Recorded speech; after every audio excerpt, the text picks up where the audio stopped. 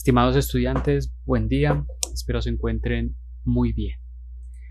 En esta tercera sesión de SketchUp vamos a trabajar tres temas. Primero, hacer énfasis sobre algunos plugins, herramientas adicionales que podemos instalar a la interfaz del programa para facilitar ciertas operaciones, sobre todo las que tienen que ver con el modelado de los elementos que vamos a tener en nuestro proyecto. Luego, en una segunda parte hablaremos de cómo involucrar materialidades. Por un lado, las propias que tiene SketchUp, pero cómo involucrar nuevas materialidades cuando, claro, la interfaz se ve limitada en las que trae nativas o cuando yo estoy trabajando con alguna materialidad específica. Y tercero, cómo exportar imágenes, cómo exportar el material desde SketchUp para el momento cuando necesitamos incluirlo en un portafolio o llevarlo a otros programas como Photoshop para seguirlo manipulando.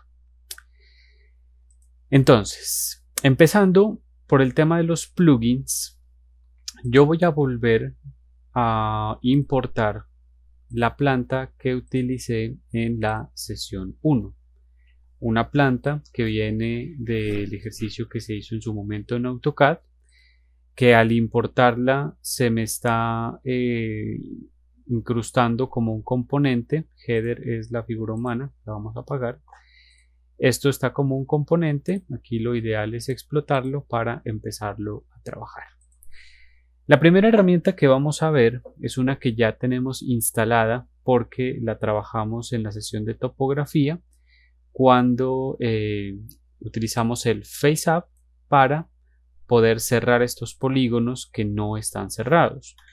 Es una de las dificultades al importar los planos desde AutoCAD, porque miren que aquí yo dibujo una línea y cuando dibujo esa línea ya tengo forma de proyectar esto hasta acá, pero por acá no hay manera porque esos polígonos, a pesar de ser geometrías cerradas, tengo que forzarlas para que yo las pueda tener de esta manera y hacer la extrusión de todos estos elementos. El FaceUp, entonces, como ya lo vimos, selecciono mi geometría, no está armada en grupo ni nada, clic derecho, FaceUp y Zoom on Faces y listo. Ya cada una de estas yo la puedo empezar a subir. Habíamos dicho que esto tenía 230 más 20 centímetros de viga, entonces bueno, 230 menos 20 centímetros de viga, en realidad lo voy a subir 2,1 y luego subiré los dinteles y yo le puedo seguir dando aquí doble clic, doble clic, doble clic, doble clic y de una manera muchísimo más rápida he logrado subir los muros de este proyecto. Sin embargo, FaceUp tiene una herramienta adicional que nos agiliza muchísimo más el proceso. Selecciono todo, clic derecho, FaceUp y le puedo decir de una vez Zoom on más Extrude, porque bueno, él tiene el Zoom on Faces, es decir, me construye las caras o me extruye esas caras o de una vez me hace el proceso, los dos procesos al mismo tiempo y es la herramienta más práctica que tiene el FaceUp. Doy clic y aquí de entrada me lo está subiendo a 1 metro. Yo le voy a decir de una vez a 2,1, enter, enter y he construido la geometría con muy pocos clics y en muy poco tiempo. ¿Cuál es la situación acá y qué es lo maravilloso? Que todo esto, como lo pueden ver acá, son grupos independientes y obviamente por su naturaleza todos estos grupos son de carácter sólido. Todos estos grupos son sólidos. Y esto funciona tremendamente bien.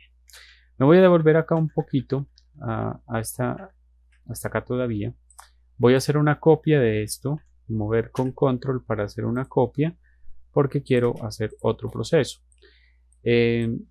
Selecciono, clic derecho, FaceUp, Zoom and Extruder, 2.1, enter, enter, listo, tengo mis muros. Pero con esta voy a construir los dinteles, porque yo aquí no tengo dinteles y me faltan subir 20 centímetros para completarlo. Acá tengo que hacer una construcción un poco manual de esto, pero es bastante rápida para hacer esto de punto a punto, construir todos los dinteles. Bueno, acá me faltó este que viene proyectado con este. No se preocupen si se cierran esos planos, de hecho es natural que se cierren. Dejemos esta columna solita. Voy a eliminar esto. Listo, muy bien. Ahora lo voy a seleccionar, clic derecho, Extruder, y este solamente sube 0.2, Enter. Si yo lo hiciera con la herramienta propia del SketchUp, yo tendría que ir subiendo elemento por elemento y me voy a demorar más. Por eso selecciono directamente acá, clic derecho, Extruder, 0.2, Enter, Enter, y me queda lista. Y acá, nuevamente, cada uno de estos elementos es un grupo sólido. Entonces, lo maravilloso de esto es que voy a agarrar todo esto, puedo aplicar operaciones booleanas, entonces le voy a decir que me los una, y eso ya me queda construido como un solo elemento. Por acá tengo un error de dibujo, que me quedó faltando como un cachito. Vamos a resolverlo rápidamente. Y acá tengo ya todos los dinteles. Me faltó proyectar este. Se puede editar rápidamente. Cuidado que cuando pasa esto queda por encima y queda por debajo también. Entonces debería controlar esa geometría desde ahí. Y ya esto simplemente lo muevo y lo pongo en su lugar. Entonces acá ya tengo construidas las vigas o los dinteles que van sobre esos muros. Yo aquí entonces puedo jerarquizar. Yo puedo tener esto como un elemento independiente, puedo tener muros interiores, o puedo tener todo esto como muros, o separar esto como columnas. Ya es lo que a mí finalmente me interese hacer. Pero si finalmente lo que yo quiero es unificar todo esto, recordemos que esto sigue siendo un grupo sólido, todo. Entonces tranquilamente selecciono todo y le digo unir. Me ha construido un solo grupo en donde están todas las geometrías de esa planta que importé directamente desde el AutoCAD.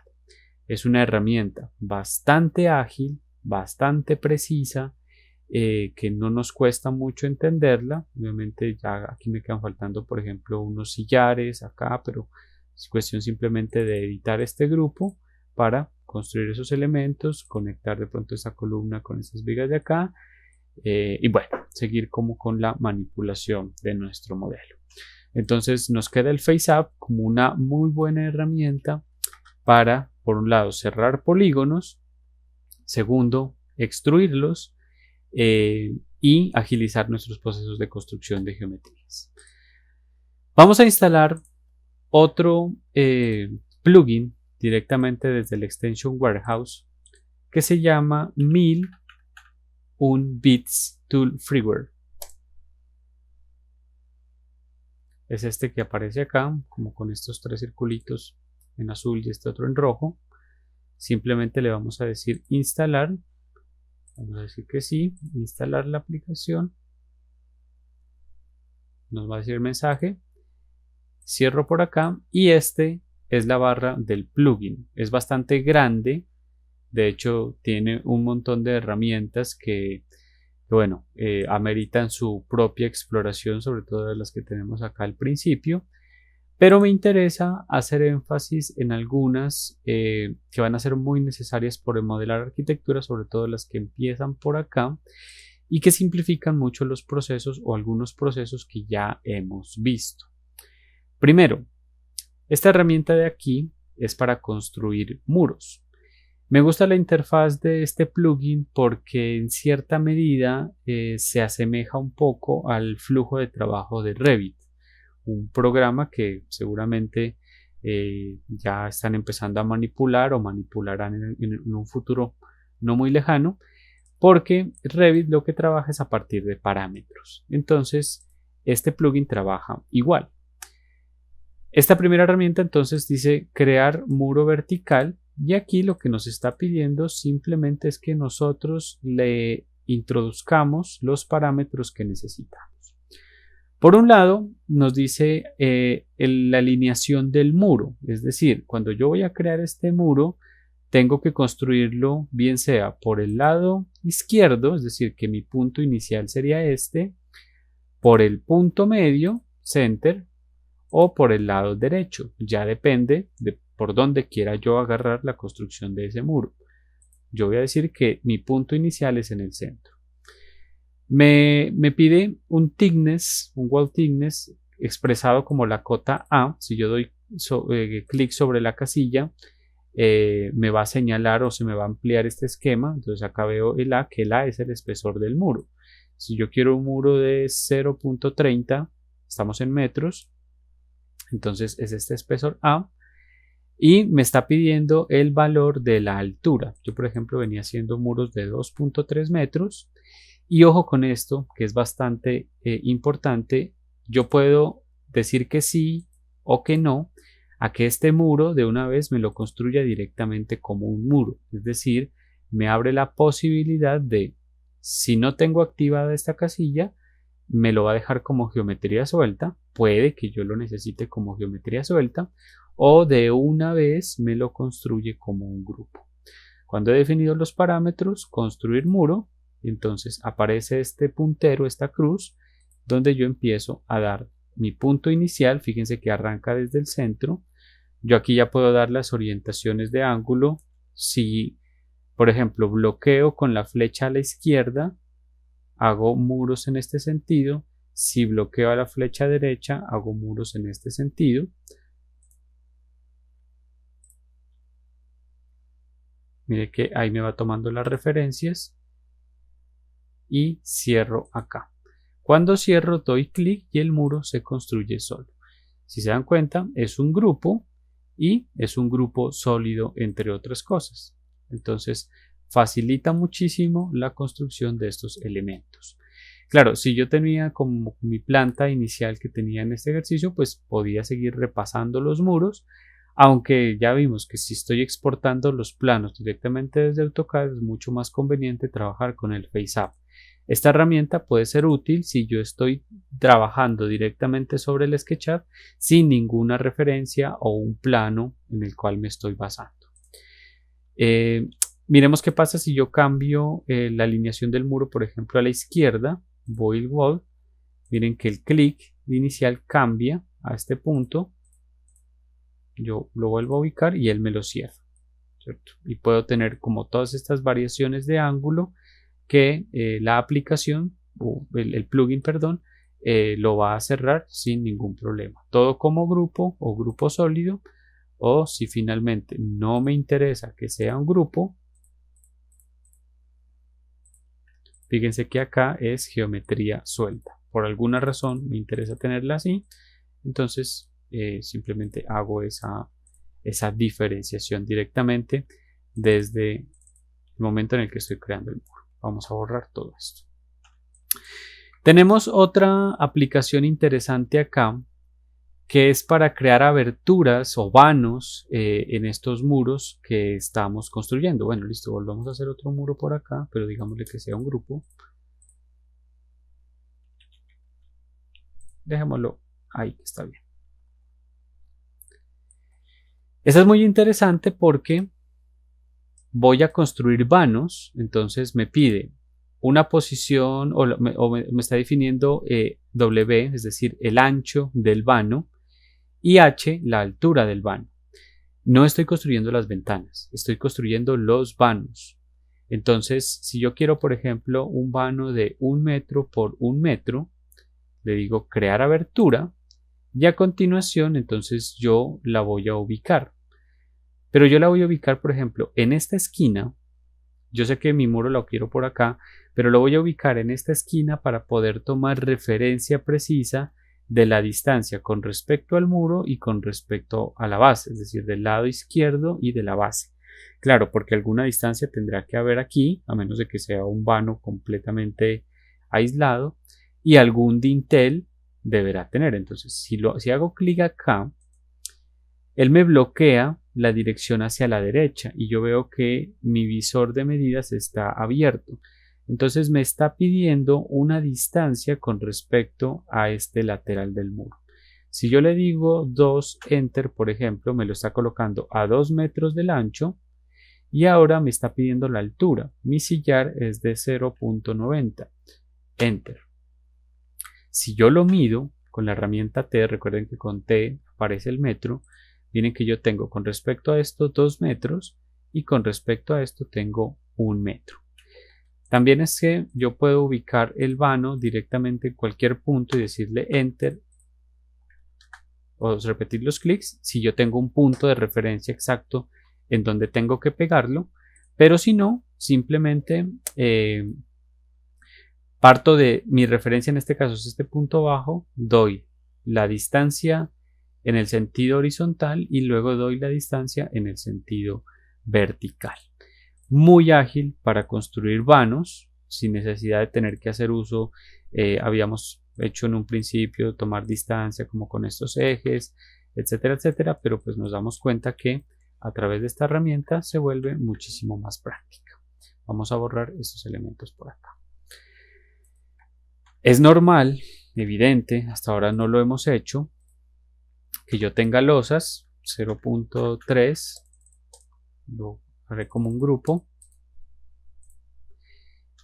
y obviamente yo voy a tener niveles en mis proyectos. Vamos a suponer que la distancia aquí va a ser de, no sé, por alguna razón son 3 metros, es decir que yo tengo una losa en un sentido, entonces evidentemente voy a necesitar una escalera para poder conectar esta losa con esta losa.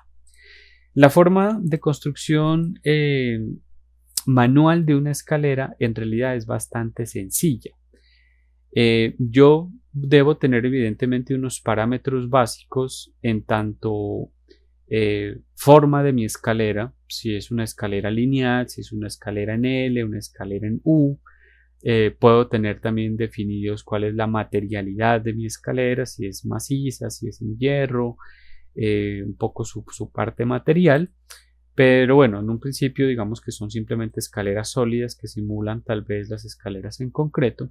Si yo lo voy a hacer de manera manual, yo simplemente haría un rectángulo en el que estoy definiendo por un lado el ancho de mi escalera, por ejemplo 1 metro, y la profundidad que sería el tamaño de la huella. Entonces yo voy a decir por ejemplo que mi huella es de 0.3 punto y coma 1 y puedo extruir esto, el alto, es decir la contrahuella, que normalmente es de 0.17 centímetros. Yo aquí ya tengo un escalón. Si yo le digo mover con control y tomo este punto y tomo este punto acá, tengo un segundo escalón. Yo no hice la cuenta, no tengo claro cuántos elementos necesito acá, pero miren que yo no he soltado el comando. Entonces si yo le digo por ejemplo 20, enter, automáticamente se me van a repetir 20 escalones. Yo aquí debía haber tomado distancia para saber más o menos que en 3 metros libres, vamos a sacar la calculadora, en 3 metros dividido 0.17 necesito más o menos 17.6 escalones. Bueno, yo no puedo hacer 17 escaleras y media, tengo que hacer o 17 o 18. Si yo hago 17, la contrahuella me va a quedar más grande, va a quedar de 18 centímetros, bueno, se me va a pasar un poco. Si hago 18 escalones, voy a beneficiar la contrahuella, entonces yo me quedaría inicialmente con 18. Voy a volverlo a repetir. Mover con control, hago mi primer elemento, punto. No he terminado de hacer la operación porque esto sigue activo. Entonces, concluí que necesito 18 escalones. Ya tengo uno, o sea que aquí necesito 17 por 17. Enter. 1, 2, 3, 4, 5, 6, 7, 8, 9, 10, 11, 12, 13, 14, 15, 16, 17, 18. Es decir, el original más 17 copias. Yo esto ya lo puedo poner como un grupo y lo puedo orientar dependiendo de, bueno, cómo voy yo a... Yo creo que ya nos podemos deshacer de esto. Si es que esta es la orientación de mi escalera. Ahora, mucho cuidado con esto, son detalles de diseño. A veces yo no necesito este último escalón porque este escalón, la viga o el espesor de la viga me hace de último escalón. Es decir, es como si sucediera esto. Entonces este último escalón yo no lo estaría necesitando. Pero miren lo que está sucediendo acá. Aquí me está dando una diferencia que no es lo ideal porque esto tiene 11 centímetros mientras que esto tiene 17 centímetros. Entonces yo debo hacer ajustes acá. Yo voy a dejar mi último escalón aquí. Voy a suponer que este escalón es una extensión de la losa. A veces sucede esto, vuelvo e insisto, a veces pasa esto. O bueno, simplifiquémoslo. Como cometí el error de no hacer cada escalón como un grupo, tengo que editar esto directamente acá. Voy a ocultar la losa para agilizar un poquito acá. No necesito esto y no necesito esto. Muy bien. Y yo no voy a subir esto hasta acá. Listo, soluciono el problema aquí, pero vuelvo y traigo el problema para acá. Entonces aquí en realidad lo que vamos a hacer es lo siguiente. Yo voy a tomar todo este elemento que ya es un grupo, no es sólido, pero sí es un grupo, y le voy a decir escalar. Entonces yo con la herramienta escalar lo que voy a hacer, si se fijan, aparecen unos cuadros como unos cubitos en las esquinas. Lo único que voy a hacer es llevar este punto hasta la arista.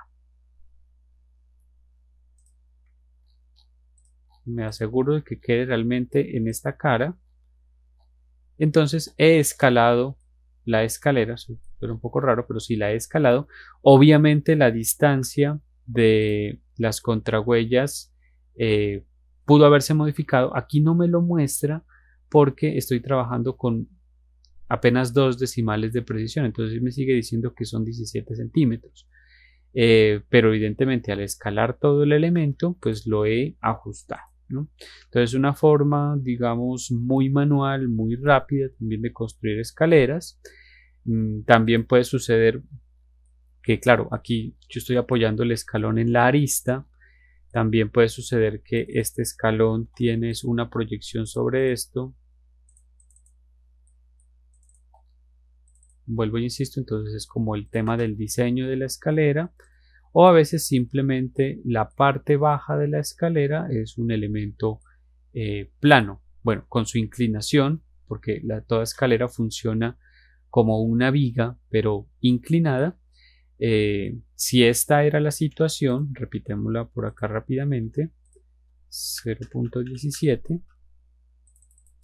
Lo que mejor sería acá montarla como un grupo, mover y copiar, pero hasta el punto medio, porque aquí se supone que esta es la huella libre por 17. Acá tengo todos estos elementos y entonces simplemente los selecciono y les digo unir. Entonces pasa esto, que me queda como un elemento mucho más consistente tal vez, y además este sí es un grupo sólido. ¿Por qué esta no es un grupo sólido? Porque tengo estas aristas y entonces cuando pasan estas aristas el grupo no se puede considerar un grupo sólido. Esta situación de repetir elementos es tremendamente práctica. Voy a hacer un paréntesis acá. Yo tengo esto aquí, de una vez lo creo como grupo. Yo necesito repetir esto, mover con copia, no sé, 15 veces hacia allá. Si yo lo necesito cara con cara, entonces lo pego a la cara y a continuación le digo, no sé, necesito en total 10. Pero yo ya tengo construido el primero, el original. Entonces, como me faltan 10, este primero todavía no cuenta, entonces por 9, enter. No he soltado el comando, resulta que no eran 10 sino 20, entonces por 20. O por 5, es decir, sin soltar el comando yo puedo seguir ajustando las cuentas Bueno, si quiero que me queden 5, tiene que ser por 4 la multiplicación, ¿cierto? Pero cuando necesito distancia, por ejemplo, mover con copia de aquí a acá, si yo le digo que esta distancia es de 3, enter, por 5, él me va a seguir manteniendo esta misma distancia todo el tiempo. 1,17, 1,17, la distancia de 3 era de aquí a acá, desde este punto hasta este punto. Entonces esta herramienta de multiplicar es tremendamente valiosa, incluso porque haciendo el ejercicio de los escalones, miren que la herramienta lo que hace es entender esa secuencia en ascendente. Mover con control de este punto a este punto por 15. Entonces él entiende que hay un escalonamiento y que lo debe repetir. Esta herramienta de multiplicar es bastante interesante. Pero bueno, vámonos nuevamente a nuestro plugin. Nuestro plugin tiene varias formas de hacer escaleras. Empieza por la más sencilla, que es una escalera monolítica, digámoslo de esa manera, y luego nos da formas y cambia materialidades dependiendo de nuestras necesidades. Vamos a empezar por la más básica. La herramienta más básica entonces será esta de aquí, donde aparece una escalera de un solo tramo. Nos va a pedir parámetros. Hago un pequeño paréntesis. A veces, dependiendo del computador, cuando damos clic sobre la herramienta, nos aparece una pantalla blanca y no se activa nada de esto. Me ha sucedido, entonces lo que yo sugiero es seguir dando como clics, sobre todo por la parte inferior, y se van a dar cuenta que estas casillas se empiezan a activar. Bueno, esta herramienta entonces nos ofrece el esquema general. Esta es para construir escaleras de un solo tramo, es decir, escaleras que son rectas. Hay 4 tipos. El tipo A, que es la más sencilla y nos construye estas líneas con las que luego uno puede construir el pasamano. La tipo B, lo que está cambiando es la forma de la escalera en la parte de abajo. Miren que esta es recta, acá es escalonada, acá es una escalera metálica porque tiene rieles a los laterales y las contrahuellas están vacías, son huecas. Y esta en donde está cambiando la perfilería, acá es una perfilería tipo C y acá es una perfilería cerrada, pero tienden a simular escaleras metálicas. Bueno, esta podría ser más una escalera en madera, esta podría ser más una escalera metálica, pero entendamos que todas son de tramo recto. Vamos a hacer una tipo A sencilla. Entonces, ¿qué me está pidiendo? Primero, step width, es decir, A, me está pidiendo el ancho de la escalera. En este caso, digamos que es de 1,5 metros. Número de escalón. En B me está pidiendo el tamaño, la distancia que tiene la contrahuella. Entonces en este caso le vamos a decir que es 0,17. Ese es el mínimo. No hagan escaleras de 0,18, sobre todo para espacios domésticos. 17 es lo ideal. Por acá me está pidiendo C, entonces es el tamaño de la huella. 0,30 está perfecto. Número de escalones, yo ya había concluido que son 18 en total. Por acá me está pidiendo este slab, que es el espesor de la escalera, que aquí está muy bajito. Pongámoslo en 0,1, a ver cómo nos va. Este stringer, que es la E, no me lo está mostrando. Pero ¿por qué no me lo muestra? Es por el tipo de escalera. Miren que si yo me paso, por ejemplo, a las de acá, en la segunda tampoco aparece. En la tercera sí aparece. Miren que aquí aparece este espesor, que es como el espesor de este elemento. El F, que sería como la altura de este elemento, de estas vigas. Claro, en A no me lo muestra, pues porque no las tengo. Pero acá, en tipo C y en tipo D, sí las puedo ver. F sería la altura de este elemento, E sería el ancho de este elemento. Y este por acá sería la altura H, la altura del pasamanos. Puede ser 1 metro, a veces son 90 centímetros, pero nosotros estamos trabajando con la escalera A. Entonces, E, F y G no nos interesan. Este sí. digamos que es a 0.90, que nosotros somos un poquito más bajitos, y le digo build staircase. Le he introducido de todas las variables: ancho de escalera, altura de la contrahuella, el tamaño de la huella, número de escalones, el espesor de la losa y el alto de la barandilla. Build staircase. Entonces yo le digo punto inicial, que sería el punto bajo, y luego le doy una orientación. Yo puedo bloquear con la flecha hacia arriba. Algo pasó acá, volvamos a hacer. Se bloquea esto. Entonces yo aquí puedo bloquear y le digo OK. Entonces acá tengo mi escalera. No es un grupo sólido, es un grupo solamente porque estas dos líneas de aquí, estando metidas en el grupo, me hacen que no sea un grupo sólido. Está dando, si se fijan, vamos a ocultar la losa inferior, me está dando este espesor, que yo este espesor lo puedo meter dentro de la losa, o yo ya puedo entrar a este grupo y recortarlo si no lo necesito. Ya puedo empezar como a editar los elementos que finalmente no me sugieren ningún tipo de interés. Entonces ahí ya lo he recortado. Ponemos esta pequeña línea. Volvamos a la losa.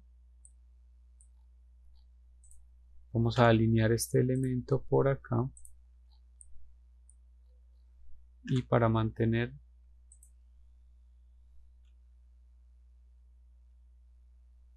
ahí. Recuerden que yo puedo hacer ediciones sobre esto y puedo escalarla y puedo seguirla manipulando. ¿Cuál es la situación acá? Que tengo estas dos líneas del pasamanos. Aprendamos a hacer ese pasamanos. Yo voy a mover esta losa acá para que me conecte aquí. No me quedó completamente perpendicular, por eso es que se me ve este movimiento acá. Se ve un poco extraño. Bueno, la volví a colocar. Ya en este caso sí está muy perpendicular. Voy a explotar esta escalera para hacer lo siguiente.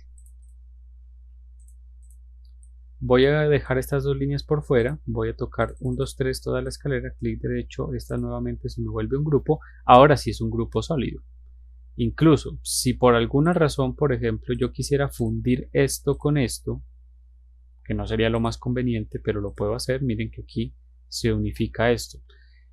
No lo haría en la práctica porque pues una losa es una losa y una escalera es una escalera. Son componentes distintos. Vuelvo e insisto, si esto no me interesa, si esta parte de arriba no me interesa, lo que tengo que hacer es editar esta escalera y eliminar. Pero me interesa es este elemento, estas líneas que han quedado acá, que se han convertido en grupos también. Clic derecho, vamos a explotarlas. Quiero que se me queden solamente estas líneas, porque lo interesante con esta línea es hay una herramienta en conjunto grande de herramientas, a veces aparece por acá más fácil, que se llama Sígueme o Follow Me en inglés. ¿Qué va a suceder con esto? Si yo toco la herramienta círculo, y miren que si toco las flechas me bloquea la posición del círculo, flecha para arriba, flecha izquierda y flecha a la derecha, flecha roja. Miren que yo puedo ubicar este círculo en este punto y darle un radio. Voy a construir la barandilla.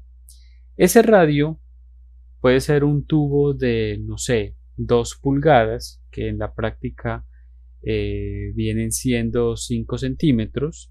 Entonces mi radio sería de 2.5 centímetros. Vamos a colocarle 0.03, que sería más o menos esto. Y entonces la herramienta Follow Me lo que hace es lo siguiente. Toco la herramienta, me dice que toque el perfil que deseo extruir, que en este caso sería este círculo, y a continuación me dice que toque la guía que quiero trabajar. Entonces, miren que si yo sigo la línea guía, se me construye esta barandilla.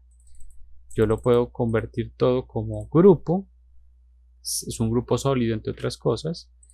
Esta otra pues ya no la necesito, simplemente mover con copia a partir de este centro, si lo logro ubicar, y simplemente lo pego acá. Entonces ahí aparece como la parte de la barandilla que corresponde sobre todo a la parte superior. A veces cuando estas escaleras son esquemáticas pues funcionan así simplemente porque evidentemente no tengo los elementos horizontales. Ya por diseño yo tendré que definir cómo llega este elemento a la escalera, o si este pasamanos se me está pegando directamente de un muro que tengo atrás.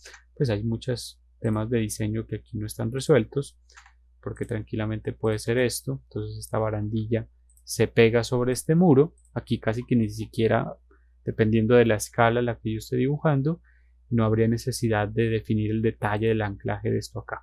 Si estoy haciendo obviamente un detalle, pues tengo que construir la platina y todos los tornillos que asegurarían este pasamanos directamente a este muro.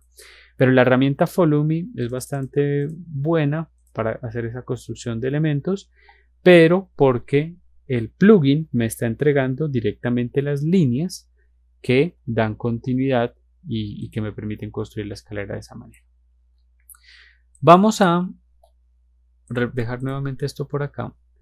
Escalera, cambiemos por ejemplo a la tipo B, solamente se diferencian en el escalonamiento.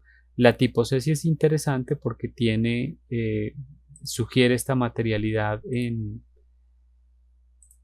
metálica. Entonces miren cómo se construye la escalera tipo C y cómo se construye la escalera tipo D. Pongámosla por acá, que se parecen en principio, pero pues obviamente son muy distintas. Si seguimos explorando, nos vamos a encontrar que por acá, al lado de la que ya trabajamos, entonces se sigue escribiendo los parámetros que yo necesito, pero esta escalera, por ejemplo, ya es una escalera a 2 tramos, una escalera en U. A veces necesitamos la escalera de izquierda a derecha, empieza por la izquierda y termina en la derecha, o al contrario, empieza en la derecha y termina a la izquierda. Vamos a tener, acá lo que está cambiando es el escalonamiento por debajo, porque la anterior era inclinada, con la base inclinada, y por acá me está haciendo el cambio a materialidades que sugiere como esta materialidad metálica. No hay una escalera en L. Si yo necesito una escalera en L, entonces lo que tendría que hacer es primero construir la escalera que va en este sentido, luego aquí construir el descanso y luego volver a construir la otra escalera que va en este sentido. Bueno, acá me quedo mal posicionada. Lo estoy haciendo rápido solo por colocar el ejemplo. Pero aquí es donde tendría una escalera en L, es decir, que tengo que hacerla por segmentos, porque el plugin directamente no me la está dando. También hay escaleras en caracol que ya no son muy utilizadas, pero de todas maneras ahí está la herramienta, y escaleras eléctricas dada la necesidad. Por acá tenemos otra herramienta. Vamos a simular un muro por acá como grupo para construir marcos de ventanas. Esta es bien interesante. Acá solamente me está pidiendo, bueno, marco rectangular, como que el perfil es rectangular. Acá le define un chaflán en las esquinas hacia el interior. Obviamente esto sería mucho más detallado, y esta sería muchísimo más detallada porque me está sugiriendo unos perfiles en T. Esto yo lo haría si tengo que sacar un detalle muy específico de la carpintería de los marcos de las ventanas, pero para los modelos generales esto es suficiente. Solamente me está pidiendo D, que es la profundidad del marco, por ejemplo pone de 15 centímetros, y me está pidiendo en W el ancho del marco. Este D2 y W2 aplican para estos otros tipos de marcos. Hagamos simplemente crear window, y yo toco una cara. Entonces, ¿qué pasa aquí? Que el marco me lo está aplicando a toda la cara. Fíjense. a toda la cara. Aquí entonces lo más práctico sería hacer lo siguiente. Si yo hago un vano, yo tenía ya un vano de 1 por 1, que en este caso lo voy a colocar a 1 metro y lo voy a colocar a 1 metro. Bueno, es más que este muro me quedó gigante. Vamos a rebajarlo. Y vamos a quitarle profundidad. Ahí ya es un vano un poquito más normal. Entonces yo, para colocarle el marco a este elemento, tendría que dibujar un rectángulo. Esto es un grupo. Ahí está muy bien. Esto es una geometría suelta. No pasa nada. Me voy a mi marco. Ya definí ancho y profundo del marco, crear, y toco este plano. Entonces ese marco se va a crear, es aquí, miren lo que me lo arma como un grupo. Acá tengo el otro, esto yo lo puedo borrar si quiero. Entonces tengo el muro y tengo el marco arriba. Esto es tremendamente práctico porque, bueno, pues ya me lo está diferenciando. Queda de una vez metido dentro del elemento. Si yo quiero hacer esto mucho más profundo, entonces tendría que darle esta profundidad directamente, por ejemplo, punto 42, que es un muro gruesísimo. Entonces debo modificar de punto 42.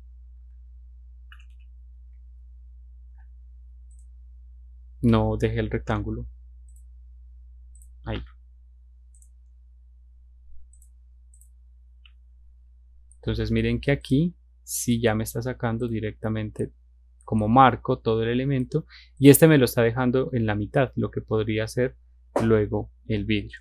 Entonces una forma bastante práctica y rápida de crear vanos.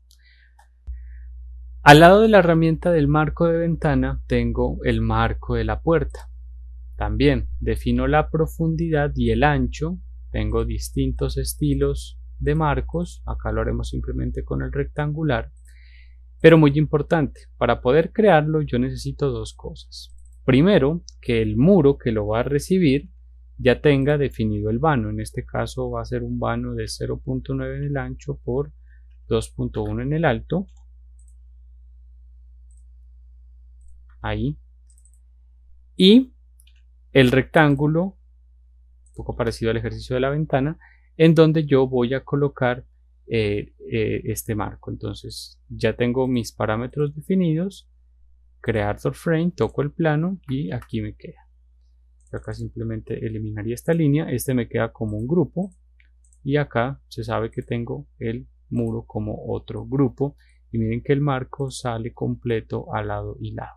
Si yo quiero un marco mucho más pequeño, volvemos a dibujar este rectángulo, por ejemplo, que no es de 42 centímetros, sino que es de, no sé, 12 centímetros, pero lo quiero, acá esto está muy bueno porque es donde, si yo lo quiero colocar al frente del muro, en la mitad o atrás, entonces yo digo en la mitad, crear doorframe. Claro, tengo el plano dibujado en esta cara, por eso el marco me lo está colocando ahí. Si yo tuviera dibujado el plano en este punto, con este punto, que sería distinto, marco en la mitad, crear doorframe, miren que aquí sí me lo reparte al lado y lado. Entonces ese marco me queda en toda la mitad del muro, pero pues si yo ya lo quiero mover, tranquilamente lo puedo echar para un lado, para el otro. Recuerden, porque acá se van a quedar estas líneas, lo mejor es eliminarlas. Finalmente, por acá hay unas herramientas bastante interesantes para construir cubiertas. Acá lo único que yo debo definir es el ancho de la losa a modo de plano. Con esta doy la herramienta, simplemente me va a pedir un ángulo que iría en función de la pendiente de esa cubierta, y en B me va a pedir es como el voladizo que tiene esto. Entonces tenemos 30 grados de ángulo y 1 metro de voladizo. Toco este plano, activo la herramienta y le digo crear, y entonces automáticamente él me genera esto. Es bastante práctica, es bastante rápida. Obviamente, si yo tengo una geometría un poquito más compleja, por ejemplo esto, selecciono todo el plano, selecciono la herramienta, entonces él me empieza a crear de una manera muy rápida diferentes tipos de cubierta. Lo interesante con esto también es que yo por acá tengo, por ejemplo, esta herramienta para crear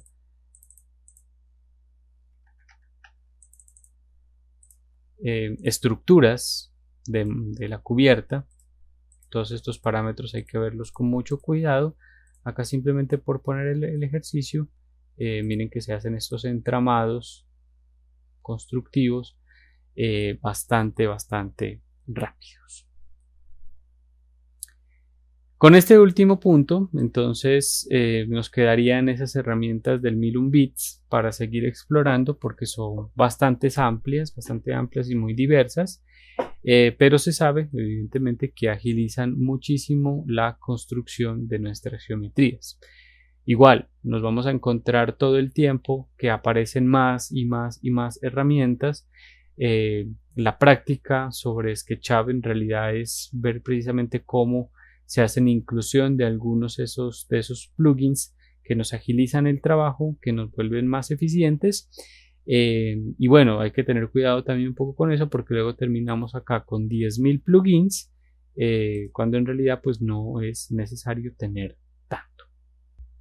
En un segundo momento entonces vamos a trabajar sobre materialidades. Yo por acá tengo este pequeño proyecto bastante sencillo, la verdad. Tengo por un lado la figura humana, tengo la cubierta, tengo unos elementos, bueno, por acá están un poquito sueltos.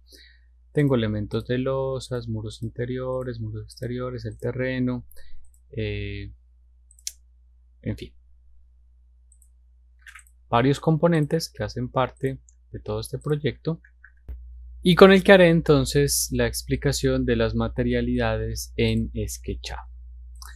Por acá tenemos esta pestaña que dice materiales, normalmente viene activada por defecto, si no ya sabemos que ventana, bandeja predeterminada, la activo o la desactivo.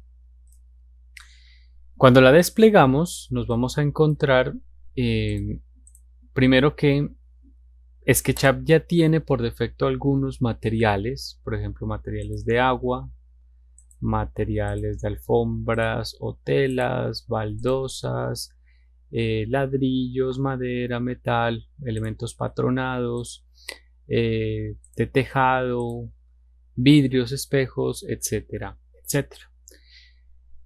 La variedad que ofrece SketchUp puede ser muy limitada y en realidad ya a un nivel de un ejercicio puede que estas nos funcionen inicialmente mientras entendemos cómo funciona la inclusión de los materiales, pero luego, sobre todo con los motores de renderizado, que muchos de ellos traen sus propias materialidades, nos vamos a dar cuenta que esto se diversifica muchísimo y que yo también puedo construir mis propios materiales. Eso es bastante interesante.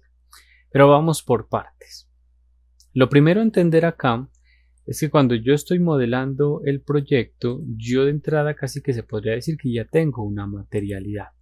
Y aquí me lo está mostrando. Cuando yo miro la información de la entidad de este elemento, que es la cubierta, él me dice que tiene blanco y gris. Recordemos que este gris corresponde a la cara interna del volumen, mientras que el blanco corresponde a la parte externa. Si nos vamos por los estilos y modificamos algo que yo sugerí en la primera sesión, que era poner esas caras internas de un rojo fuerte, miren que acá cambia a rojo porque este rojo es el de la cara interna, es decir, el del volumen por dentro, por eso aquí se me pinta de rojo. Pero hacia el exterior, en realidad es una materialidad de color blanco y esa es la que viene por defecto. Sin embargo, obviamente, pues nosotros podemos cambiar todo eso de acuerdo a nuestras propias necesidades.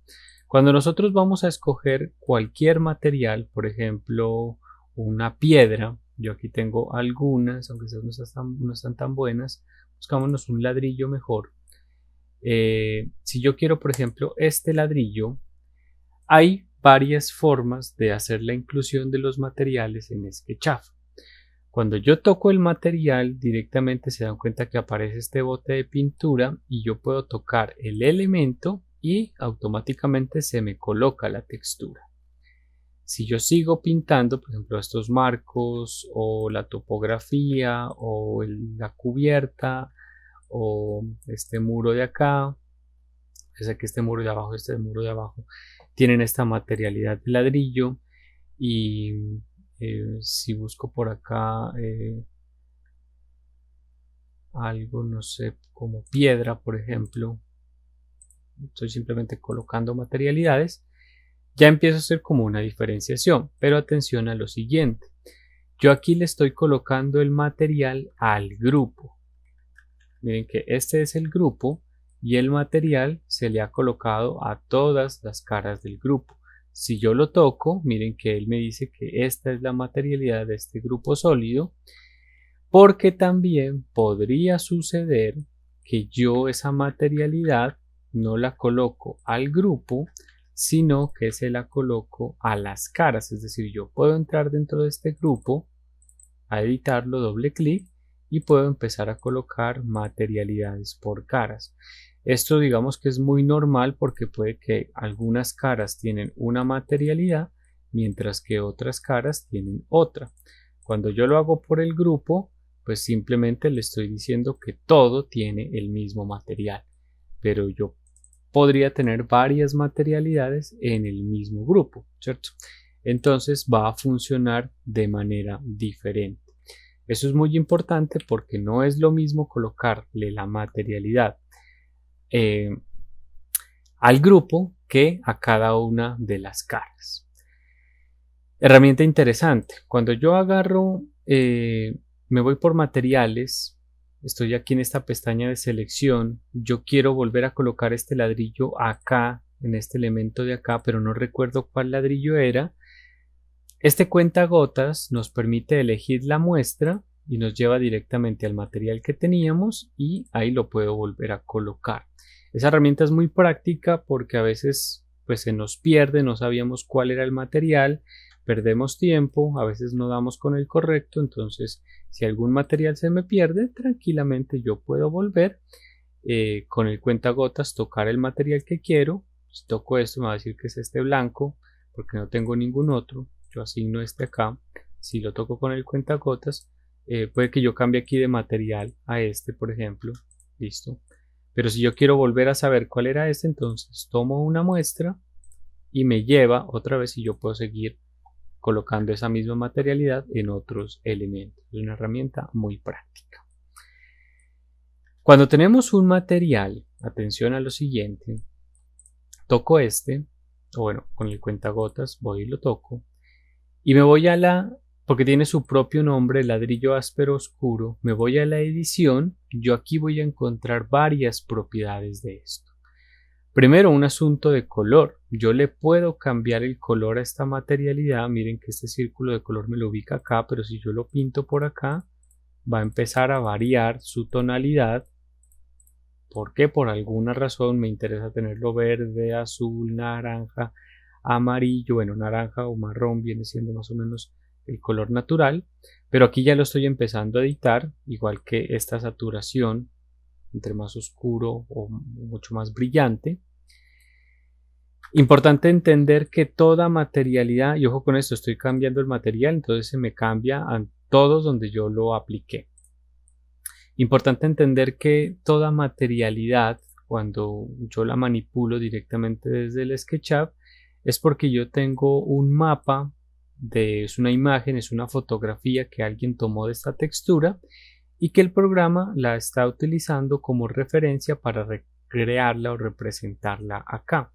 También puedo, por ejemplo, cambiar su transparencia, su opacidad, puede ser elementos más transparentes, sobre todo para los vidrios o algunos tipos de plásticos, pero hay unas propiedades que yo puedo manipular desde acá.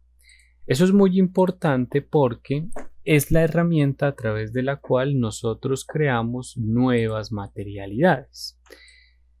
Estando entonces en la pestaña de los materiales, se fijan que por acá hay un cajoncito con un más que dice crear material. Si yo le doy clic, se abre esta pestaña que es muy parecida a esta ventanita. Va a empezar, o digamos que arranca con el último material que yo tengo, pero no importa. Yo aquí simplemente le voy a decir material 1, o le puedo decir directamente que es ladrillo, o que es piedra, o que es lo que sea. Y él va a empezar con esta imagen de referencia. De hecho, si yo la abro, miren que por acá me aparece una, pero evidentemente yo no voy a usar este mismo material. ¿De dónde obtengo estas fotografías? Normalmente de internet. Nos vamos a cualquier buscador. Si a mí me interesa, por ejemplo, nuevamente ladrillo, listo, está muy bien. Mi recomendación es que cuando necesiten materiales nuevos los busquen en inglés directamente. Entonces ladrillo en inglés es brick, acompañado de la palabra texture o textura en ladrillo en inglés. Les van a salir muchas más opciones. Muy importante, se van a ir a la pestaña de imágenes, herramientas, y en el apartado de tamaño le van a cambiar a tamaño grande porque necesitamos una buena resolución. ¿Qué resolución es buena? La que está por encima de 1000 por 1000 píxeles. Mire que esta es de 4000 por 2700, está buenísima.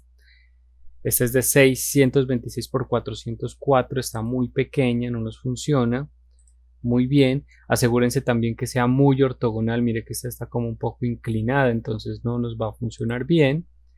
Esta está perfecta, 1000 por 1000. Si esta es la que a mí me interesa, yo simplemente le digo clic derecho, guardar imagen como, y la voy a guardar, en este caso en mi escritorio, como textura 1 de ladrillo. Y guardo, simplemente. Vuelvo a mi SketchUp. Entonces tengo ladrillo, material 1 ladrillo. Le voy a dar un nombre más específico. Y abro esta carpeta y busco mi textura. Le digo abrir. Ella se va a cargar automáticamente y yo ya la puedo empezar a utilizar. Le digo aceptar y miren que esta es el material que tenía directamente acá y que ya lo volví un material de SketchUp. Hay que tener cuidado con lo siguiente.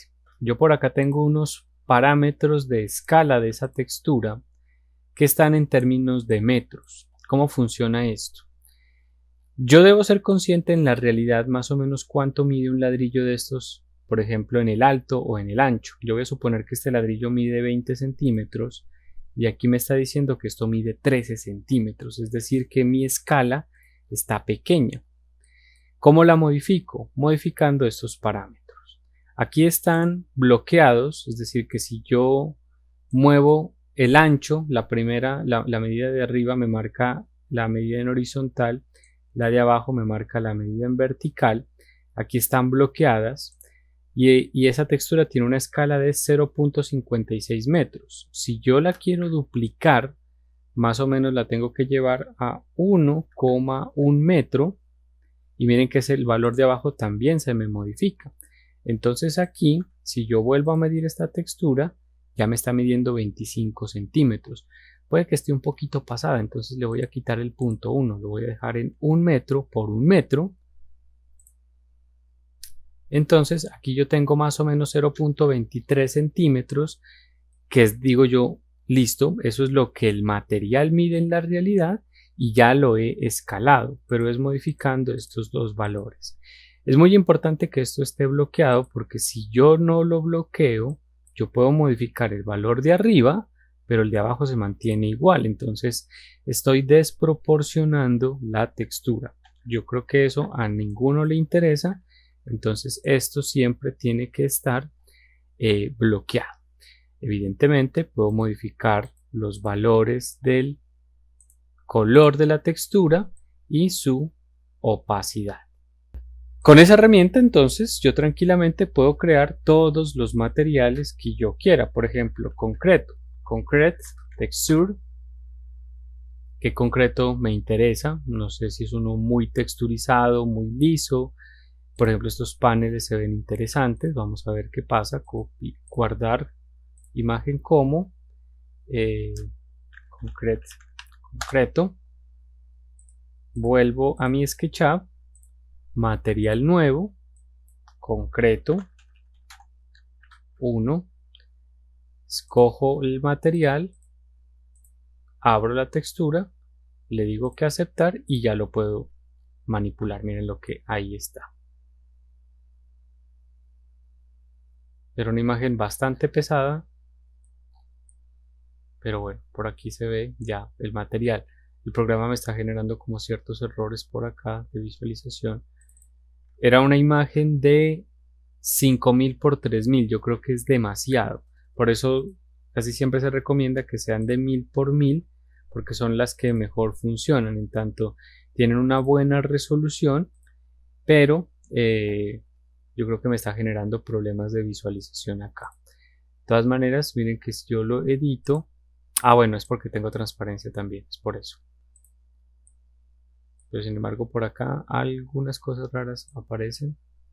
Ahí ya se desaparece por la transparencia. Puedo cambiar entonces, si yo lo edito, puedo cambiar la escala 0.5 por ejemplo, si quiero más pequeños estos elementos. Puedo cambiar su color.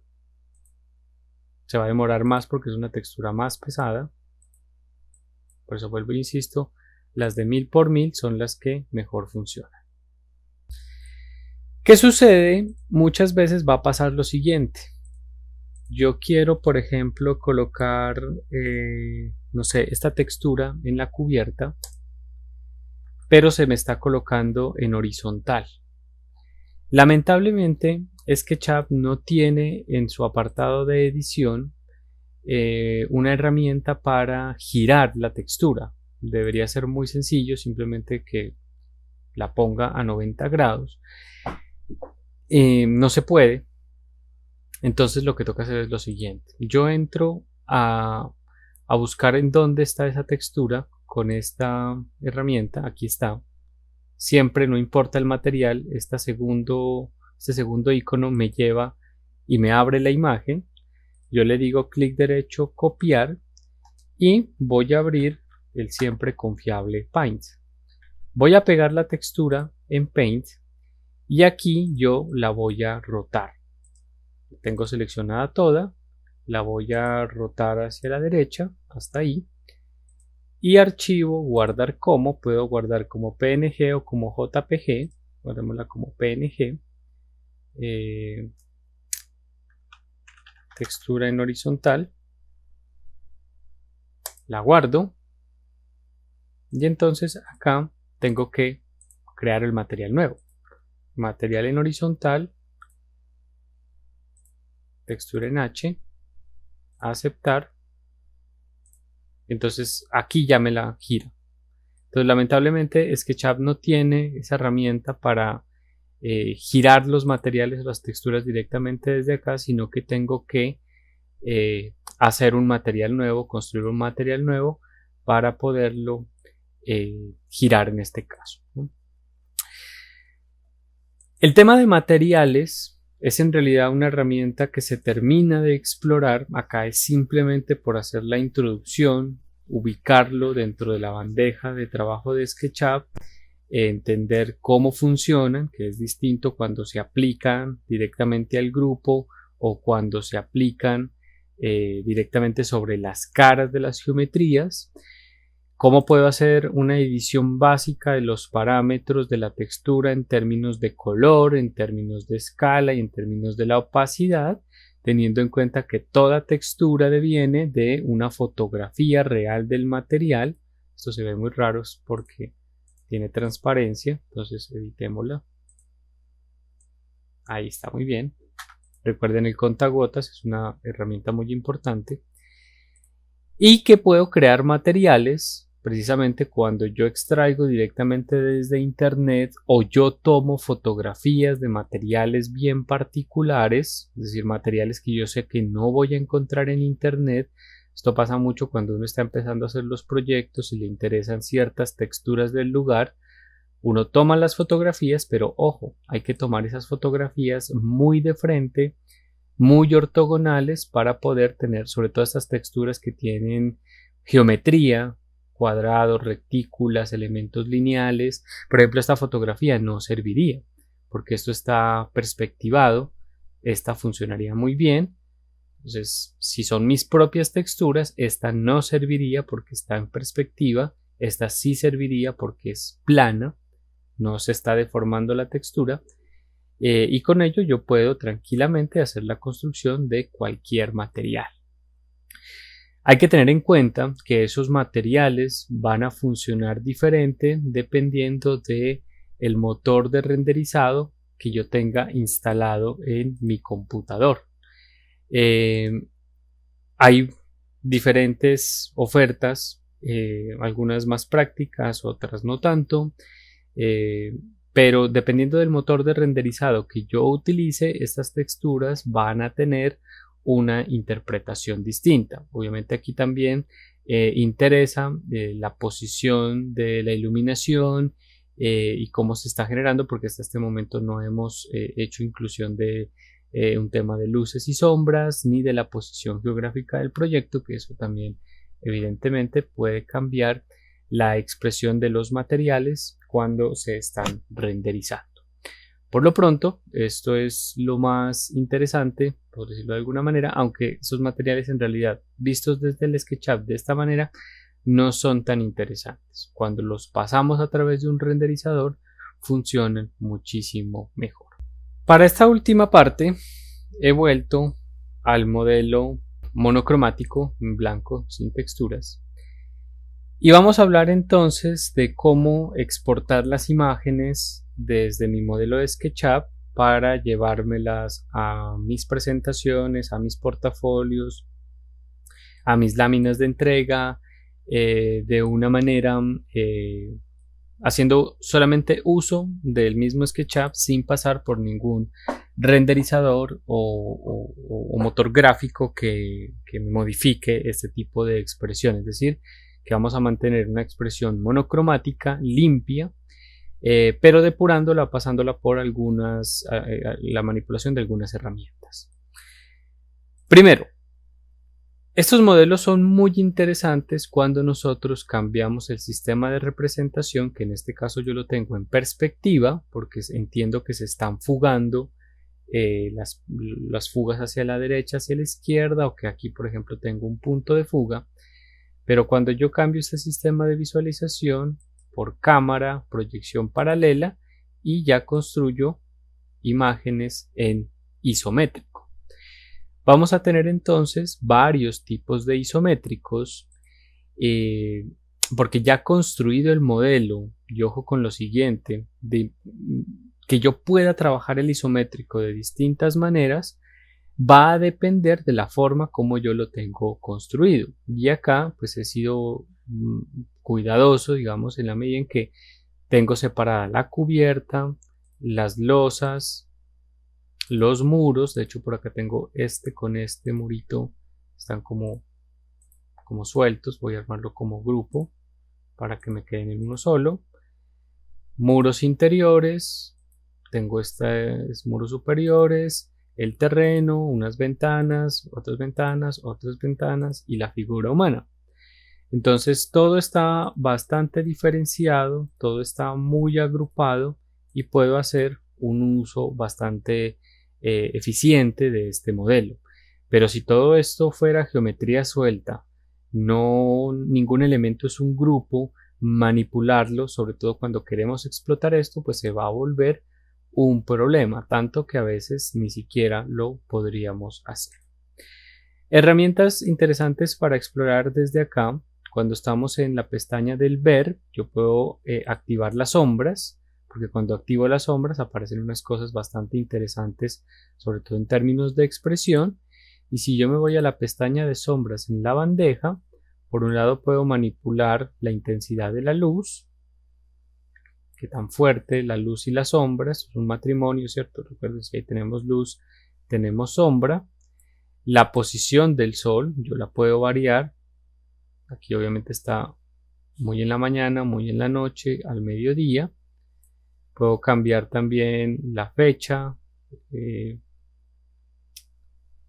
Entonces hago unas manipulaciones mínimas de esto, pero sobre todo para tener como unas sombras interesantes que le aporten algo al modelo.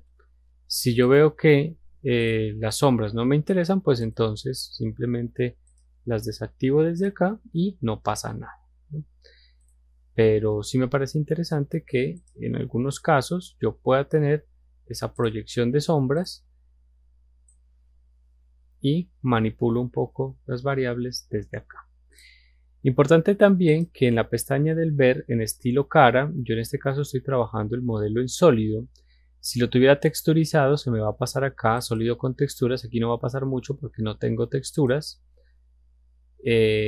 o monocromo, pero aquí pierdo por ejemplo la transparencia del vidrio, o líneas ocultas, o alambre, o bueno, en sólido pero con rayos X, entonces como que me deja ver lo que pasa por detrás, o una que ya conocemos por ejemplo que es con las aristas posteriores, pero dejemos esto entonces en sólido sin rayos X, y con la tecla K por ejemplo yo podría activar líneas posteriores, o sea que puedo tener variación en los estilos de aristas y de caras, para poder generar distintas expresiones de este elemento. Vamos a empezar entonces con el tema de los isométricos. Y los isométricos nosotros nos vamos a encontrar con tres grandes grupos. Primero, isométricos generales o isométricos compactos. Es decir, cuando el proyecto está completamente armado y está en su terreno, tiene su entorno. Yo aquí no tengo pues un entorno grande, pero tengo apenas como esta base que constituye el terreno. Pero pues bueno, esta basecita incluso tiene como su huella por acá, etcétera. Voy a desactivar las sombras mientras hago este ejercicio aquí. Entonces estos isométricos generales o compactos, yo voy a tener básicamente 4 isométricos. Recordemos que en el sistema de representación nosotros todo lo estamos viendo a través de un cubo. Entonces cada una de las caras de este cubo constituye los alzados, por ejemplo. Esta cara constituye la planta, esta cara constituye la base, aunque esta casi nunca se utiliza. De hecho, SketchUp en su última actualización sí la incluyó, que aparece por acá, que son los mismos sistemas de visualización, plantas, perfiles, etcétera, etcétera. Si nosotros estamos viendo entonces la realidad a través de este cubo, voy a tener 4 isométricos. Uno tomado desde esta esquina 2, desde esta esquina 3 y desde esta esquina 4. Entonces habrán 4 formas de isométricos. Tenemos activa la herramienta de las vistas, clic derecho vistas, para poder ubicar la casita. El primer icono es el que me expresa la idea de isométrico, siempre y cuando tenga esto en proyección paralela, porque de lo contrario se me va a quedar fugado. Esta proyección paralela y de isométrico tiene pues obviamente un lenguaje mucho más matemático si se quiere, por eso es ideal para expresar esquemas de operaciones formales, de implantación, del proceso de construcción de la forma, mientras que las perspectivas, su interés está en expresar una idea más natural tal vez del espacio o de las formas arquitectónicas. Para exportar entonces estas imágenes, yo voy a hacer algunos ajustes acá en el apartado de estilos. Primero, voy a quitar el cielo, lo voy a desactivar, y el fondo, que en este caso está en gris, yo lo voy a pasar acá a RGB y lo voy a convertir en un blanco. 255, 255, 255. Aceptar, y el fondo me queda en blanco. Voy a quitar estas líneas de ejes que tampoco me interesan, entonces le voy a decir que guías, ejes de modelo, todo esto me lo quite para dejar la imagen completamente blanca. Si mi objeto es tener estas imágenes, por ejemplo, en un portafolio que yo voy a armar en un PowerPoint o en InDesign o en lo que sea, mucho cuidado con esto, y es que a veces yo no necesito procesar demasiado esto, sino que tranquilamente con un pantallazo pues yo ya tengo esa información.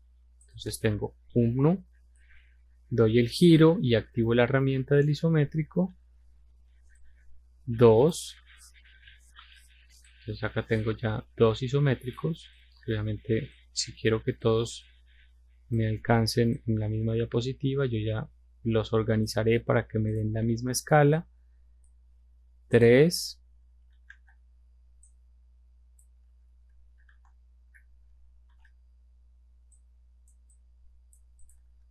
y 4. Simplemente con los pantallazos, porque miren que incluso lo que yo estoy metiendo al portafolio pues es una imagen muy grande. De hecho, al hacerla más pequeña estoy mejorando su calidad, pero no he hecho una exportación legalmente hablando desde el programa, sino que simplemente estoy tomando pantallazos, y esto en algunos casos puede ser suficiente. Claro, tengo un problema. Si resulta que mi diapositiva tiene algún color, por ejemplo, no sé, un gris, claro, esta margen se va a volver un problema. A veces PowerPoint me deja quitar los fondos, pero pues a veces se me come esto. Entonces sabemos, por ejemplo, que un muy buen formato para mantener como estas transparencias es exportar directamente en PNG, formato que entre otras cosas es el que yo prefiero, el que me parece más acorde, porque guarda una muy buena calidad de la información, no se deteriora como el JPG. El JPG tiende a ser más liviano, pero deteriora la calidad de la imagen, mientras que el PNG por un lado me conserva transparencias, pero por el otro lado me asegura una calidad buena de la imagen.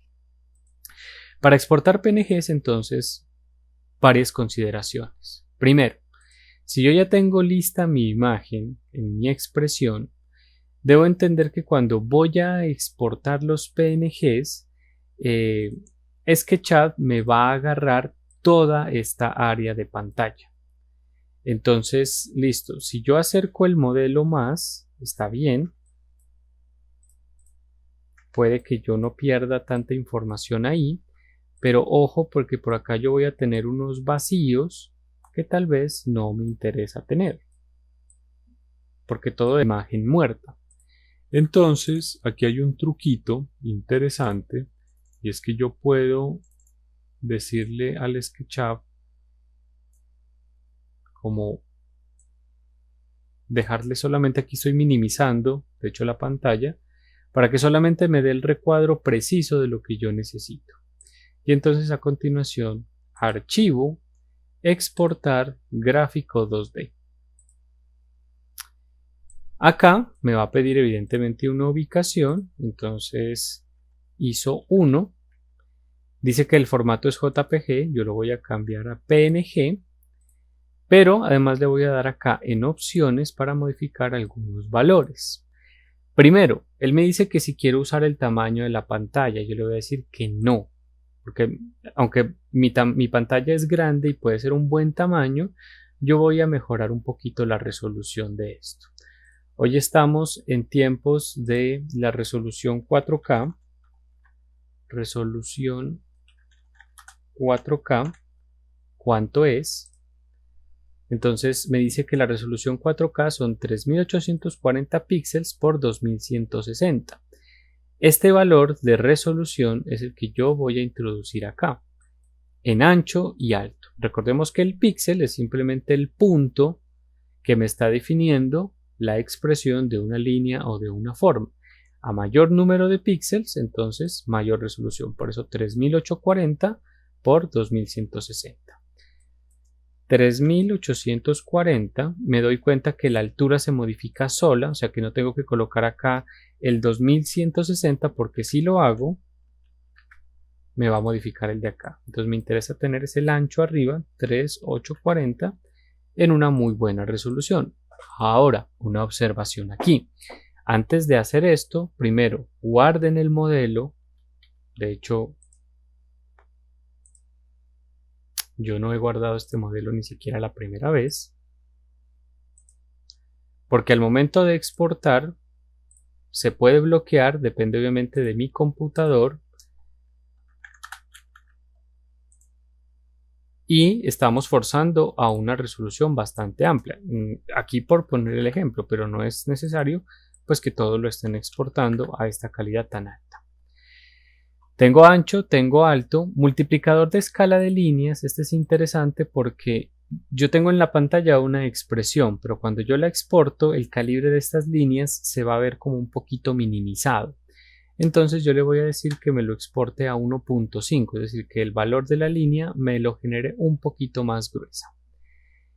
Voy a dejar activado el anti-alias. El anti-alias es lo siguiente. Ustedes se dan cuenta que cuando se construye un elemento que es horizontal y vertical, las líneas están muy bien definidas.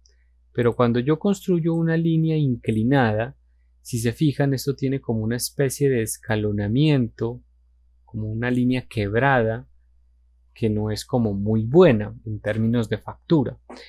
El anti-alias es precisamente eso. Lo que hace el anti-alias es minimizar ese escalonamiento. De hecho, aquí se ve muy bien que hay como esa línea quebrada. Al tener activado el anti-alias, voy a minimizar eso. Y voy a activar el fondo transparente. Aceptar, exportar. Ahí está guardando. Acaba de guardar. Me voy a mi escritorio y aquí tengo la imagen que acabé de exportar. Clic derecho. Acá tengo la información 3840, la resolución a 96 ppp.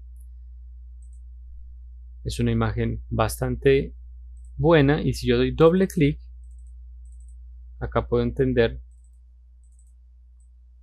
Mejor dicho, al dar doble clic es como el tamaño real de esta imagen, que es una imagen bastante grandecita. Obviamente yo la voy a meter al portafolio y en el momento en el que la meta en el portafolio pues la voy a tener que reducir porque pues, obviamente este no es el tamaño que yo necesito. Pero esto ya tiene un tamaño transparente. Ahora fíjense en la calidad de las dos imágenes. Estos son los pantallazos, mucho más feos, desprolijos. El anti-alias se ve horrible, pero porque eran pantallazos y aquí estoy abusando del zoom. Mientras que la PNG, evidentemente, es muchísimo más limpia, es muchísimo más controlada. Ya estando en mi modelo, entonces acá rotaría un poco.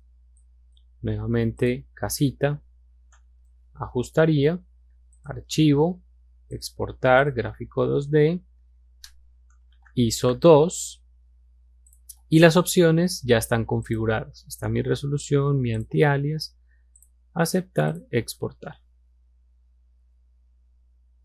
Y así con cada una de las imágenes que estoy trabajando. Miren lo que acá está la 2.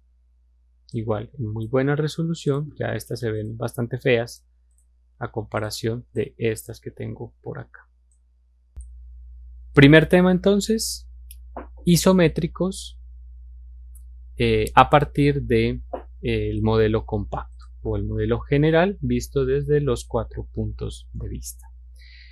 Segundo tipo de isométrico. Nosotros podemos generar secciones activando la herramienta de secciones de SketchUp porque estos modelos yo los puedo seccionar tanto en planta como en sentido, es decir, en sentido horizontal y en sentido vertical. Para construir una sección simplemente yo debo dar acá en plano de sección. Miren que él busca un plano. Si yo me arrimo a alguna de las caras, entonces en el sentido rojo, en el sentido verde o en el sentido azul, cuando quiero hacer plantas o cuando quiero hacer un corte en este sentido o en este sentido. Aprovechando el modelo en isométrico, vale la pena seccionar todo. Entonces, por ejemplo, yo voy a sacar una sección acá, sección 1. Yo puedo mover para ver qué tan profundo quiero cortar. Por ejemplo, hasta ahí. Si sigo explorando la herramienta de la sección, si yo toco aquí, se me desaparece esto que me da la forma del corte. Aquí desaparezco el corte. De hecho, acá en el esquema aparece mi sección, mírenla aquí. sección 1. Y si activo esta última, entonces voy a tener que dejar activas las dos últimas para que me dé esta expresión de lo cortado en negro y todo lo demás, pues obviamente en la expresión que le corresponde. Teniendo esto en cuenta, entonces yo ya exportaría las imágenes. Obviamente, si es esta sección, me sirve estando ahí y estando ahí. Si yo pongo el modelo en este sentido, pues no voy a ver nada y acá tampoco voy a ver nada. O sea que si mi sección es en este sentido, pues solamente podré exportar esta imagen o esta imagen o esta y esta o esta o esta, dependiendo de qué es lo que me interesa representar ahí. Si ya quiero sacar es mi otra sección en este sentido, sección 2, miren que acá aparece, la muevo hasta donde yo quiera cortar. Mucho cuidado con esto, no cortemos los muros por la mitad. Voy a suponer que me interesa es tener esta sección aquí, desactivo acá y prendo el borde negro. Entonces esta sección me funcionará ahí y ahí. Únicamente no tiene mucho sentido que yo saque esta imagen y que saque esta imagen. Cuando haya terminado de usarla, entonces apago por acá. Y en este caso, la que me parece bien interesante es poder seccionar la planta. Muevo. Claro, como este es un proyecto que su cubierta es bastante inclinada, supongamos que este es el plano de corte. Oculto aquí, prendo acá. Aquí sí vale la pena. Listo, isométrico 1, isométrico 2, isométrico 3, isométrico 4. Aquí tengo un solo nivel de mi proyecto arquitectónico, pero pues obviamente si yo tuviera más niveles, casi que tendría que sacar uno de estos por planta, ¿cierto? Mucho cuidado aquí, miren que si hago esto pierdo las ventanas, sobre todo las ventanas que están de este lado. Ahí se ve, entonces que se vean las ventanas, por eso no hay que exagerar en esto. Cuidado con esto también, miren que la figura humana se me está seccionando, o sea que esta figura humana aquí no sirve para nada. Pero en este caso, entonces en las plantas sí vale la pena tomarla desde los 4 lados. Entonces, en resumen, cuando tengo las secciones longitudinal y transversal, solamente se deja sacar el isométrico desde 2 puntos de vista. Cuando lo tengo en planta, desde los 4 puntos de vista, y eso casi que habría que hacerlo planta por planta. Vuelvo a mi modelo. El tercer tipo de isométrico es para mí el más poderoso, es el isométrico explotado, y aunque el isométrico explotado es en realidad más del uso de la ingeniería, sobre todo la ingeniería mecánica, se ha popularizado mucho explotar en arquitectura. De hecho es muy curioso que ahora aparezca isométrico explotado y lo primero que me aparece son imágenes de arquitectura. Hace unos años lo primero que aparecía eran imágenes de ingeniería mecánica porque digamos que todo este asunto de los isométricos deviene desde acá. Cuando se necesitan, por ejemplo, el ensamble de estas piezas, aparecen en sección las piezas, pero también se necesita ver, esto es muy de manual de taller, cómo una pieza ensambla o se articula con la otra.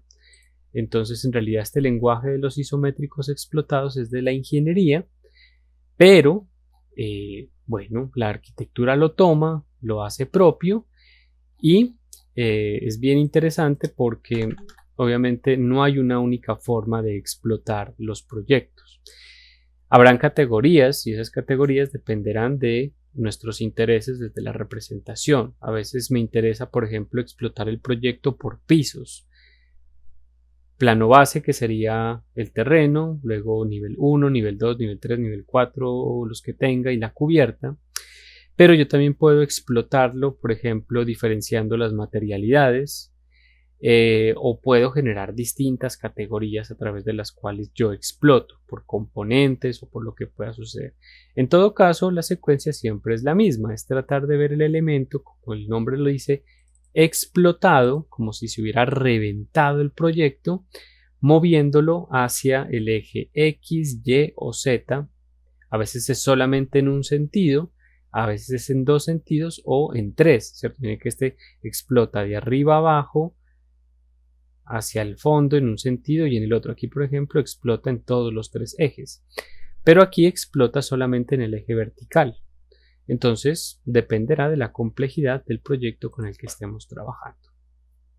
En todo caso, y lo más importante aquí, es entender que si yo tengo el proyecto, voy a borrar estas secciones, que si yo tengo el proyecto muy mal construido y no está diferenciado por grupos, va a ser muy difícil hacer bien este explotado. Yo voy a empezar entonces, hay que hacer el explotado manual. De hecho, en los software de ingeniería mecánica traen una herramienta que se llama explotar el modelo y lo hace casi que de manera automática. SketchUp evidentemente no lo trae, entonces hay que hacer el explotado de manera manual. Yo voy a empezar entonces por la cubierta. Mover. Y voy a bloquear la dirección hacia arriba con la flecha hacia arriba, porque si no la bloqueo me va a pasar esto. Me interesa es que pase esto. Ahí tengo la cubierta. Ahora voy a explotar el terreno hacia abajo. Bloqueo. Yo acá tengo los muros. De hecho, voy a bajar mucho más esto, porque acá tengo esta losa. Entonces esta losa me interesa tal vez verla ahí, simplemente. Que los muros se queden en su lugar. Voy a explotar estas ventanas hacia la derecha. Entonces bloqueo con la flecha hacia la izquierda. Que estas exploten hacia el otro lado. Mover. Entonces bloqueo en este sentido también. Esta figurita humana yo le voy a buscar refugio por acá. No sé en dónde venía el montado, creo que venía montado por acá. Sigo teniendo acá los muros, todavía tengo estos componentes aquí que los puedo seguir explotando. Voy a mover esto en este sentido. Tengo esta pequeña losa que la voy a mover hacia arriba. Por acá tengo unas dos ventanitas que creo que no vale mucho la pena explotar porque ya todo esto es un grupo. Bueno, tengo los muros internos por acá. Entonces básicamente, ¿qué me está quedando? Como en el centro del diagrama los muros, luego las losas, la topografía, ventanas. De pronto esto está un poco apretado, es bueno que esto respire un poquito para que no se sienta como tan atacado. Y mucho cuidado al mover esto, que se mueva muy bien en el sentido que era. Ahora, para que lo tengan en cuenta y no cometan el error que yo cometí. No hice una copia del modelo compacto, porque en algún momento voy a tener que volver al modelo compacto. Entonces, bueno, yo voy a copiar esto por acá, le voy a decir control Z para devolverme al modelo original. Voy a pegarlo, voy a pegar la copia. Listo. Clic derecho, crear grupo. Entonces por acá yo tengo todo el grupo del explotado.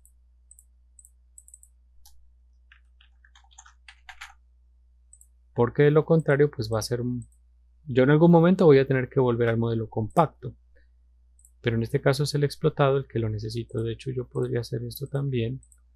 Clic derecho, crear grupo. Este es el modelo compacto. Listo, ahí no lo necesito. Bueno, me quedo Nira por afuera. Y me quedo solamente con el explotado.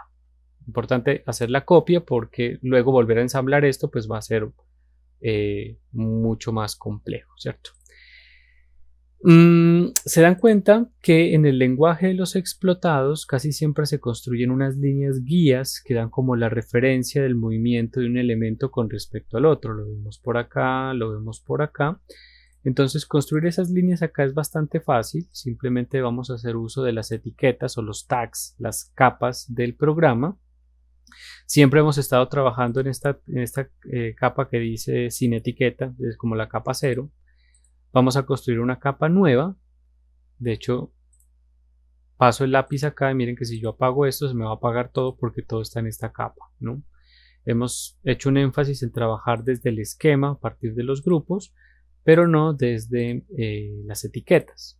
No es un error, simplemente que le damos más prioridad a los grupos que a las etiquetas.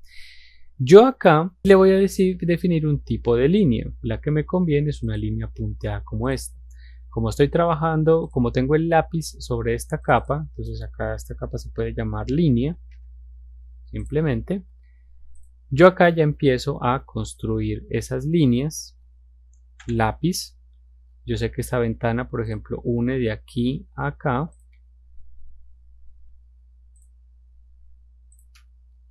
No hay que exagerarse tampoco, solamente las necesarias. Termino entonces de colocar las líneas en función de lo que yo considere necesario, básicas. A veces se nos va un poquito la mano.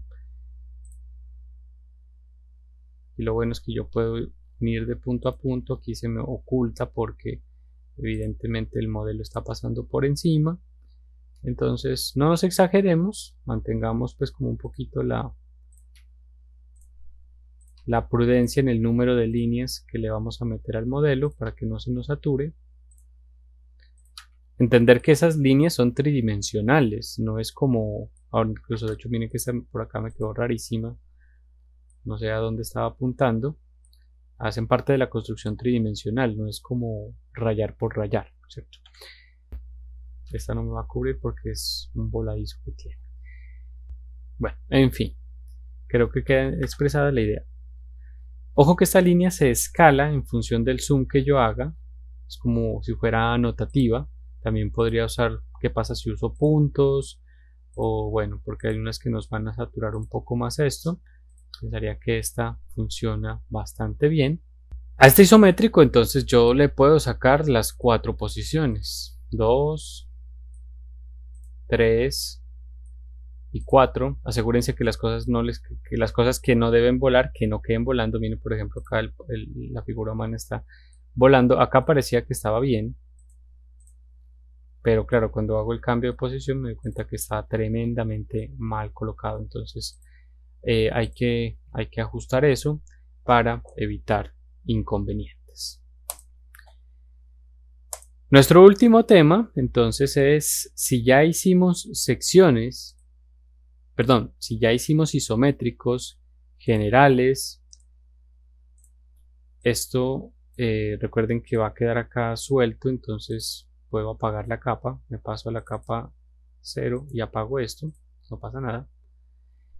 Si vuelvo a mi modelo compacto, entonces ya tenemos isométricos generales, seccionados y explotados. Vamos a volver a las secciones. Voy a mover esta sección hasta ahí más o menos.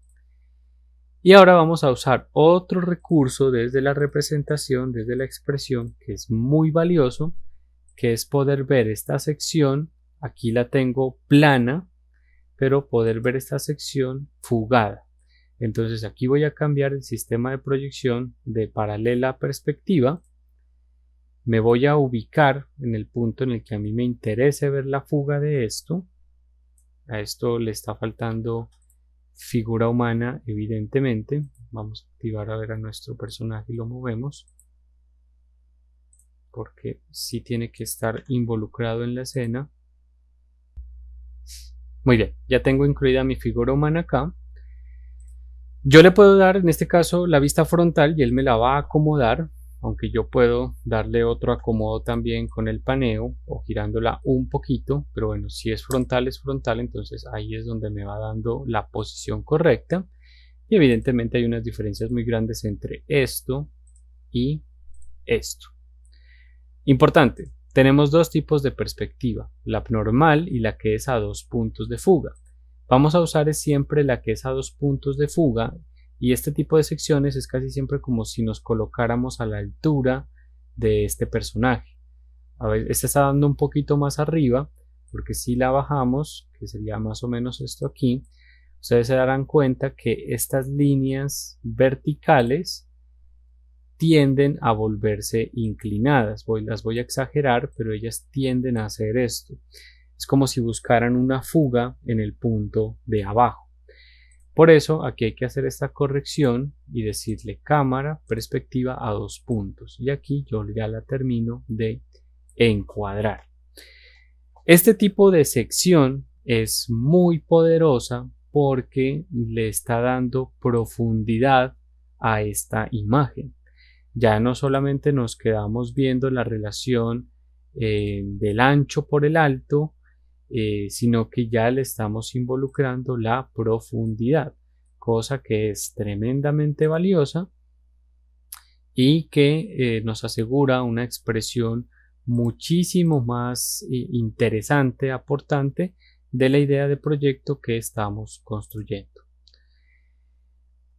Olvidé mencionar algo cuando estábamos haciendo los isométricos que puede ser de mucha utilidad, y es que si a mí esto se me mueve por error, pues yo tengo que volver a ubicarlo, volver a darle la vista frontal, que esto saca perspectiva 2 puntos de fuga, etcétera, etcétera. Tengo forma de guardar mis escenas acá en la pestaña de escenas. Se dan cuenta que aquí aparece un más que dice añadir escena. Le digo guardar como un nuevo estilo, crear escena, y me aparece acá. Yo le puedo cambiar el nombre, por ejemplo, sección 1. Y si se me descuadra, simplemente vuelvo acá, le digo doble clic y ella se organiza automáticamente. También se darán cuenta que las vamos a empezar a ubicar por acá. Y se guarda con esta configuración en la que yo la vine guardando por acá. Porque, listo, yo hago mi primera sección. Ahora no me interesa tenerla aquí, sino que me interesa es hacer la otra sección, la que va en este sentido. Yo voy a mover esto, yo voy a decir que mi sección viene más o menos por aquí.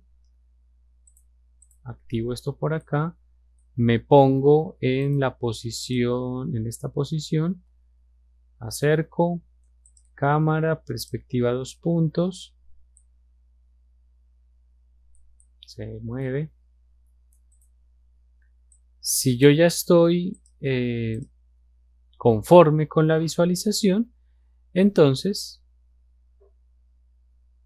escenas, guardar, puedo cambiar el nombre,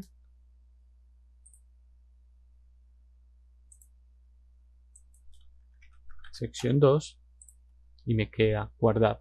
Pude haber guardado cualquiera de las escenas de los isométricos también y me quedaban directamente guardadas acá. Entonces vamos a tener secciones longitudinales, secciones transversales fugadas. De hecho, no debí haber borrado las secciones que hice cuando armé los isométricos, simplemente haberlas tenido apagadas acá. Porque estoy en la doble tarea de volverlas a hacer. Y evidentemente también podemos fugar la planta. Entonces, si mi planta más o menos me viene dando por ahí, ahora sí es que este personaje no dice gran cosa, me pongo en la posición de planta, apago aquí, enciendo acá y me aproximo. Cámara, aquí se va a desaparecer la opción de 2 puntos de fuga porque estoy en planta. Hay algo que se puede explorar que es el SEO visual o el campo visual, que acá me aparece expresado en grados y aparece como esta lupa. ¿Qué significa esto? Fíjense que yo estoy seccionando la planta. Si yo me paso a la paralela, pues en realidad como que no hay mucha diferencia. Pero tengo activado el SEO y si yo muevo la lupa, fíjense que la perspectiva se hace como que se profundiza. Es porque estoy cambiando el ángulo de visión. Mientras que aquí tengo un ángulo muy bajito, casi que no expresa ninguna profundidad, pero si yo muevo el ángulo, por ejemplo, a 50 o a 90 o a 120 o a 200, bueno, ya hasta 200 no sube, 150, 120 me parece que es el límite, sí, 120 es el límite, me permite entender mucho más esa profundidad que quiero expresar, ¿cierto? Con el paneo, yo, claro, aquí estos muros centrales se me vuelven una línea, entonces de pronto la imagen más conveniente es esta, a tenerla más inclinada hacia la izquierda o hacia la derecha. De pronto es ahí la que me interesa. Si estoy conforme, entonces puedo guardar esto como una escena y puedo entonces navegar hacia las otras. Miren que ya se reconstruyen solas. Es bastante práctico para no perder tiempo en caso de tener que volver a este material. Todo esto guardado en una buena calidad, en un PNG con una buena resolución, con el anti-alias arriba, nos asegura un mínimo de expresión, pero en donde, y esto vuelvo e insisto, es de las partes más importantes, lo fundamental es que el modelo esté muy bien construido. ¿Por qué se está viendo esto así? Porque tengo el campo visual en 120, 35 es lo normal. Ahí estoy en perspectiva. Con esto generaríamos entonces una construcción de unas imágenes exportadas a partir del PNG que ya pueden llevar directamente a un portafolio o a una presentación o a un póster. Les agradezco mucho la atención y que tengan un feliz día.